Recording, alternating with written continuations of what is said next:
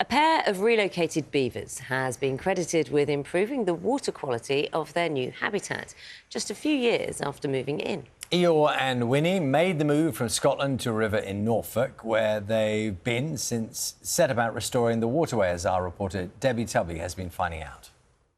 Eeyore is not just a carpenter, but an architect designing his latest dam. He's also a builder and plasterer, carrying mud and leaves to make it waterproof.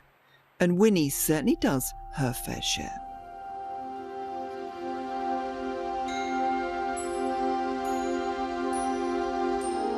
Since they were moved from Scotland 4 years ago, they've made the River Glaven in Norfolk their home. These dams are so big and can hold water so well. I couldn't build this with my own hands, with a bit of mud and some sticks. How on earth did the beavers do it? It just shows how industrious they are. What they've done is they've re-wetted everything you can see behind us, just storing water everywhere, building dams and just creating amazing wetland habitat for ducks and kingfishers and frogs and eels. It's a shock for some people to see how the habitat changes. And this is how it should look. This is almost prehistoric.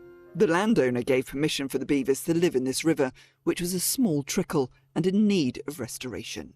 Dam by dam almost, the water quality has improved, which is incredible. So they reduce agricultural pollutants, they reduce the sediment load coming into streams from fields and from roads as well.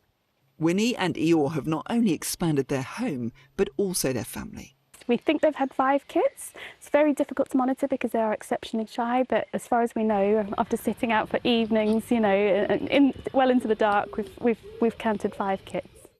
400 years ago, beavers were hunted to extinction. In February, the government approved the reintroduction of beavers under licence into the wild. Everybody ready? In March, urged on by a government minister, the first wild beavers in England were released into the Dorset countryside. The National Farmers Union is concerned about the damage that beavers cause. They fell trees, they flood fields, they feed off crops. So they want the government not to release any more beavers into the wild until they have a proper management plan in place, and to also consider culling if necessary.